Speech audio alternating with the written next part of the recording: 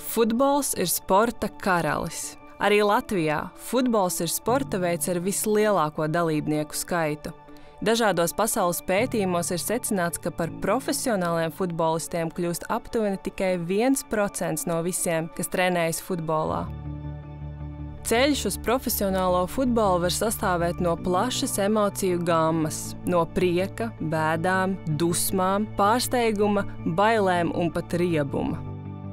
Viens no šo emociju galvenajiem katalizatoriem, protams, ir vecāki. Bet ko darīt vecākiem, lai emociju gamma būtu pēc iespējas pozitīvāka?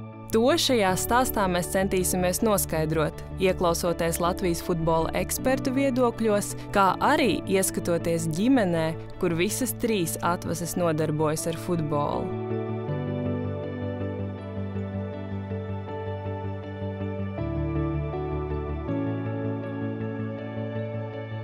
Atvedot bērnu uz pirmo treniņu, vecākiem prātā šaudās dažādas domas. Kādam tas ir prieks, ka bērns nodarbojas ar fizisko aktivitāti, bet vēl kādam tā ir cerība, ka dienās viņa bērns būs slavens futbolists. Bet svarīgi ir saprast, kāda tad ir vecāku loma bērnu sportā. Visbiežākā problēma, kad uz bērnu tiek radīts papildus spiediens, papildus psiholoģisks spiediens, jo šī vecāka ambīcija viņa ir stipri augstāka par izpratni, kāda ir viņa loma. Viņa loma ir atbalstīt, viņa loma ir būt tuvākajam draugam savam bērnam un grūtās situācijās viņam palīdzēt gan ar padomu, gan ar mierinājumu, gan ar iedrošinājumu šīs grūtības pārvarēt. Un bieži vien ir arī tāda sajūta, ka tie vecāki caur bērniem grib otrais izdzīvot savu dzīvi, un panākt, varbūt sasniegt to, ko viņiem pašiem kā sportistiem nav izdevies sasniegt, un tad viņi tā kā to grib visu iedot savam bērnam, jo arī pa lielam jau tie vecāki, visi grib jau savam bērnam to labāko, bet, diemžēl tas nesanāk, šad tad arī sanāk pateikt kaut ko greizi, un kas var netik labi ietekmēt to procesu. Ļoti būtiski, lai vecāks tiešām savu neizdošanos kaut kādā posmā vai savu sapņu nerealizāciju uzliek bērnam kā lielu nastu. Jo visticamāk, tad gala rezultāts nebūs veiksmīgs. Bērnus nevajadzētu salīdzināt vecākiem. Salīdzināt ar superzvaigznēm vai salīdzināt sevi ar viņu. Es tajā laikā varēju to vai to. Ja tu varēji tajā laikā to vai to, kāpēc tad tu nespēlē blakus Messi? Ja arī aiziet uz savu bērnu treniņu, beidzās treniņš un tētis var pieiet klāt un, teiksim, 5-gadīgam puikam teikt, ļoti slikts treniņš. Viņš laupa bērnam, manuprāt, prieku pret sportu jau tādā vecumā viņam tiek, zombāti nepareizi kaut kāda vecāka priekšstatā rīcība. Ja. Bieži ir nācies dzirdēt jauniešus, talantīgus jauniešus, kuri sasniedzot 17, 18, 19, 20 gadu vecumu, jau spēja noformulēt savus domas un ir pietiekoši drosmīgi, lai pateiktu, trenēties profesionālā režīmā, tas nebija mans lēmums. Tas bija tēta vai mamma jūsu lēmums. Es vienkārši nebiju pietiekoši drosmīgs, un tu man spēji vienkārši pierunāt. Es nevarēju tev neko pretī pateikt, jo, ja man mamma saka, ka man jāiet tur, es negribēju jūs pievilt, bet tagad 19, 20 gados es pasaku, tas man nesagādā nekādu prieku. Ja? Tāpēc līdz ar to bieži ir jārunā ar saviem bērniem, viņos jāklausās. Visbiežāk lielākā problēma kas ir? Lielākā problēma, kad tā vecāku iesaiste viņa kļūst pārāk fanātiska un viņa pāriet tās robežas, kurās vecāks nav zinošs. Visbiežāk mēs runājam par jau specifisko spēles apmācību, par pedagoģiskajiem elementiem, par psiholoģiskām ietekmēm, un šajā ziņā es arī pats esmu pieredzējis tā varbūt neitrāli skatoties dažādas bērnu turnīrus, kad tu vienkārši atnāc tribīnēs un brīvdienās paklausies, ko runā vecāki un brīžiem šausminies par to, kāda ir viņa tā izpratne, kā viņi palīdz savam bērnam. Un tur tās stādijas var būt dažādas, sākot tas stādija, ka viņi vienkārši dod dažāda veida specifiskas instrukcijas bērnam, kurās viņi vispār nesaprot, kāpēc viņi tieši tādu instrukciju dod, un viņi citreiz diametrāli pretēji tam, ko saka treneris. Ja mēs saņemam ļoti daudz kritikas un lietas, ko tu dara nepareizi, vai tu šo dara nepareizi, tas prieks vienkārši pazūd. Un ilgtermiņā tad bērns var izdegt jau 12, 13 gados, viņš var domāt par to, ka varbūt viņam dzīvē kaut ko darīt citu, jo viņš no 4 gadiem varbūt ir bijis neveiksminieks, jo tā viņam tas viss ir bijis pasniegts. sākuma posmā ir mums jāļauj viņam pašam iemīlēt. Un mums kā vecākiem, arī man, piemēram, kā trenerim un arī bijušajiem futbolistam, pret manu dēlu es jūtu, ka man bieži vien ir prasības. Man gribās saķert galvu, bet tā, kad es beigās paprasu, kā bija treniņš, viņš ir priecīgs, man pasaka, super, man ļoti patīk. Tad tas ir tas galvenais mērķis, ko es gribu, lai viņam patīk. Un man ir jātiek galā pašam ar savām ambīcijām. Man nevajag sevi realizēt caur viņu. Riči, aiziet. Emīlija, Riči, arī. Emīlija. Kas tev, draudziņi, viss labi? Sabēdējies? Slikta diena šodien bija? Nu, gadās.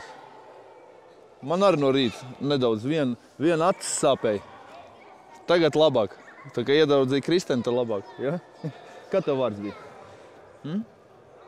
Kā tev sauc? Tu pirmā reize atnāci šodien mums? Otro? Otro, pirmdien bija. Ja? Tu jau man atceries, ja? Ģirds man sauc, es vienmēr palīdzu visiem. Sarunājuši, ja? Nāc, Albertiņ, tuvāk, ja?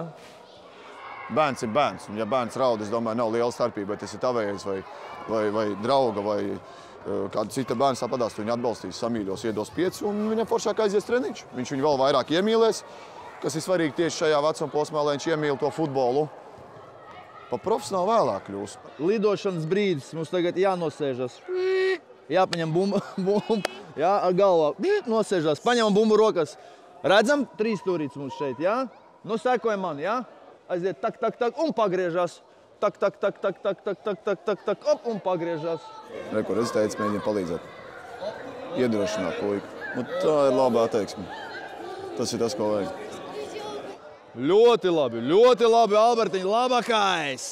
Varbūt ir nepareizi, ka nevar savu dēlu atrast un atcerēties, kā viņš precīzi bija apģērbies vai izskatās, bet tad, tad viss vienādi ģērbt, un tad tu mēģini saprast, kurš ir tavējais. Nu, laikam tur ir viens manējais. Šis. Jā, smaidiņš pretīm rociņ, tad jā. Nu, klāt laukumam es arī katreiz nenāk, tāpēc, ka, lai vienkārši nenovērstu uzmanību. Nu, un rekur jau Emīlija ar bumbu jau ir klāt. Jā. Tāpēc viņam pašam jāgūst arī prieks un vajag to balansēt. Protams, nevajag tā, ka pilnībā ignorē un neinteresējās ar to, kas notiek, bet es uzskatu, savā ceļā, kad nav arī visu laiku jābūt klāt. Jo viņam pašam ir jāgūst gala rezultātā prieks no tā procesa. Galvenais pajautāt, kas tev patīk, kas bija forši, un tad viņam iepatiksies. Šeit kustamies mierīgi, un šeit kājiņas atpakaļ. Tap. Ļoti labi. Aiziet. No Augusta, aiziet, puisīt. Un kājiņas atpakaļ tur. Kas atgadījās? Kas atgadījās? Tas ir daguntiņu. Bučiņ maniem daguntiņiem. Redz, parasti es neesmu blakus, un tad viņš ir savādāks. Te viņam viņš redz tēti, un, protams, ka viņam gribās vairāk mīļumu. Tāpēc viņš nāk. Tas ir varbūt iemesls, jā, kad ja tu tuvu stāvi, tu vairāk piesaisti uzmanību. Bet atkal, no otras puses tu viņu atkal atbalsti. Viņam foršāks process ir. Bērna attīstība, tas nav sprints, tas ir maratons. Bērni, kuriem varbūt agrā vecumā nedaudz vairāk sanāk pa saviem vienaudžiem, tas nenozīmē, ka viņu attīstība visu laiku būs visiem pa priekšu. Būs brīdis, kad arī viņa bērns kaut kādā brīdī apstāsies. Pēkšņi tu no pirmā zēna es kļūstu par vidusmēru vai beidzamo, ja, un nav viegli šo emocionāli pārvarēt. Es domāju, tieši vecākiem vajadzētu sakot līdzi emocionālajam komfortam un uzdot tādus jautājumus, kas tev izdevās, ar kādām grūtībām tu tiki galā. Un tur nebūtu nav svarīgs tieši futbola zināšanas. Kas, man liekas, ir pats sliktākais, ko vecāki vispār var izdarīt, kad tu kritizē vai spēles laikā vai pēc spēles. Jo, ja es tā no zēnastam, ka viņš jau iekšēji jau pārdzīvo, bet ja tu viņam vēl tā kā pa virs skaisti papildus vēl. Es domāju, tas noteikti ir ļaunums, tā nevajadzētu. Noniecinot ļoti ātri nogurst. Un beigās var sanākt tā, ka bērnam ir tik zema motivācija turpināt, ka vairs neviens viņu nespēja pierunāt. Ne treneris, ne vecāks. Tas ir viena sliktā lieta, ko vecāki dara. Tas, kad varbūt tās gaidas pārāk liels un tās prasības pārāk milzīgas, tā kā liekas. Jo bieži vien to, ko es redzu, ka ir kādi talantīgāki bērni, varbūt netik, varbūt kāds kaut ko vairāk dara, un tie vecāki tā kā salīdzina. Bet viņi nezina to apakšā, to saturu, kur tā atšķirība veidojās. Lai kļūtu par futbolistu, ir vajadzīgs ne tikai treneru atbalsts, ne tikai arī pašu spēlētāju motivācija, bet arī pašu vecāku liels ieguldījums un atbalsts, jo lai spēlētājs būtu pilnvērtīgs, tas ir ļoti ilgs attīstības posms, un bez vecāku palīdzības tajā ir diezgan sarežģīti kļūt par profesionālu spēlētāju. Ja jāsaka, manā tādā treneru karjeras sākuma posmā, tā bija vēl tā vecāku paudze, kad es varu atcerēties situāciju, pie kuras man bija puika, kas pie maniem ar futbolu nodarbojas 10 gadus. Es nereiz nebiju redzējis ne viņa mammu, ne tēti. Nekad ar viņiem nebiju runājis. Pat neskatoties uz to, ka viņš ar maniem bija braucis kādos 5-6 ārzemju braucienos, tika iedot pilnvaru, naudiņu un brauc. Tanī brīdī tas arī tradicionāli tā bija, ka komandā, kurā bija 20-25 puiši, tā regulāri procesā bija 2-3 vecāki. Ja? Jo šobrīd daudz vairāk ir vecāki, kas ir ieinteresēti procesā, un ne tikai tad, kad tie bērniņi vēl ir maziņi un viņus vienkārši fiziski kādam jāatved uz treniņu, bet faktiski visā tajā viņa karjeras ceļā. Man liekas, ka mēs esam runājuši par to, ka ir kaut kāds vecums bērniem, ka tu tā kā ieguldi viņos. Un tas īstenībā šis posms, kuram mēs šobrīd ejam cauri, gan ar Ernestu, gan ar mazajām meitenēm, tas ir tas posms, kamēr mēs sevi ieguldam viņos. Lai viņi izaugtu, sasniegtu kaut ko, lai viņi izaugtu par kārtīgiem cilvēkiem. Un, tā ir. Vieglākais visticamāk būtu atbraukt mājās, uztaisīt aiz, sēdēt divānā un viss, bet jautājums, kas tam bērnam? Ko viņš redzēs, ko viņš sasniegs, kas viņš būs? Es droši vien iekšēji ļoti sev man graust kaut kas, ja es redzētu, ka nekas nenotiek. Piemēram, bērns aiziet uz skolu un sēž mājās vai kaut ko citu dara. Un tas, kas vēl man ļoti motivē šobrīd, ir tas, ka es redzu jau kaut kādus tos panākumus. Es redzu, kā personība veidojas. Ja tev ir ģimenē atbalsts tam, ko tu dari, tad iespējamība, ka šis bērns vai jaunietis turpinās to, ko viņš ir apņēmies darīt un kas viņam sagādā prieku. Nekā tad, ja kāds saka, ko viņš tur ar to futbolu. Ja? Nav nekādas jēgas. Un ja tu katru dienu dzirdi mājās, ka tev nav jēgas ar to nodarboties, tad agro vēl tas jaunietis arī ticēs tam, ka nav nekādas jēgas. Ja? Viens no iemesliem, kāpēc tā notiek, tāpēc, ka vecāki piekūst. Un vecāki piekūst pirmie. Viņi pirmie piekūst. Ja? Mēs 4, 5, 6 gados atvedam bērnus sportiskā vidē. Viss pirmo reizi, viss skaisti, jauki, bet tad tas kļūst par rutīnu. Vecākiem tas kļūst par grūti, jo kļūst viņiem par grūti celties, viņu vēst, viņu sāgaidīt pēc treniņa, atvest, un tad viņi sūdzās, man vispār savas dzīves nav, un tā tālāk, un tā tālāk. Tas viss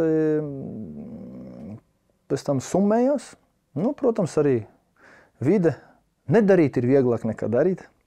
Es domāju, ka faktiski bez reālas ģimenes iesaistes, atbalsta, lai viņu puika vai meitene, viņu atvase spēj realizēt savus sapņus, bez ģimenes iesaistes, to būs grūti izdarīt, jo ir ļoti daudz posmi šajā karjerā, kad ir ļoti būtiski, lai vajadzīgajā brīdī būtu pateikti vajadzīgie vārdi, lai tādā veidā mēs varētu nodrošināt to, ka tas bērns pārvar tās grūtības, ar kurām viņš sastopās šajā savā izaugsmes ceļā. Gadās arī tā, ka tie vecāki atrauj to jauno talantu no treniņa procesa, jā, grib viņu kaut kur aizvest, ceļojumā aizbraukt, jā, vai arī uz kaut kādu dzimšanas dienu, jā, ballīt, tur, nezinu, māsai, tad es viņam stāstu, pagad tev šodien ir māsai, parīt tur māsīcei, tad vecmāmiņai, tad vectētiņam, tad tētim mammai, jā, tad ir labākam draugam un tā tālāk. Un tad beigās tas, cik tu treniņiem tur būs, jā, cik tu treniņus vispār izlaidīs, kāds tas ir kvantums, ko tu varētu tajā laikā tā kā jau apgūt labāk. Viens no šobrīd populārākajiem Latvijas futbolistiem ir Roberts Uldriķis. Viņa tēvs Askolds ilgus gadus bija sporta žurnālists, kuram lielākā daļa publikāciju bija tieši par futbolu. Šī kompetence un zināšanas noteikti ir palīdzējušas abus dēlus, gan Robertu, gan Normundu ievirzīt profesionālajā futbolā. Mēs jau vienmēr pārunājam pēc turnīriem, vienalga braucot mašīnā vai pēc tam mājās kaut kādas lietas, bet tur ir svarīgi arī sabalansēt. Skaidrs, labi, es to futbolu saprotu dziļāk, bet bieži vien ir vecāki tā, ka viņi sāk pārāk kritizēt savus bērnus vai tieši otrādi kā pārāk slavēt. Tur svarīgi sabalansēt to komunikāciju ar bērnu, jo, kā mēs zinām, pārāk liela slavēšana varbūt var pacelt to bērnu kaut kādos augstumos, un pēc tam, kad jau pienāk tie pusaudži jauniešu gadi, jā, tad viņš tajā tādā zvaigznājā pēkšņi tādā eiforijā varbūt kaut ko ir palaidis garām. Un otrs atkal, ka daudz vecāku kritizē, ka tas bērns tiešām var vai nu pateikt tam futbolam nē vai kādu, jo tur svarīgi sabalansēt. Manā skatījumā būtiskākais ir vecākam ir izprast savu lomu. Viņam ir milzīga ietekme un milzīga loma tajā, par kādu personību izaugs viņa bērns.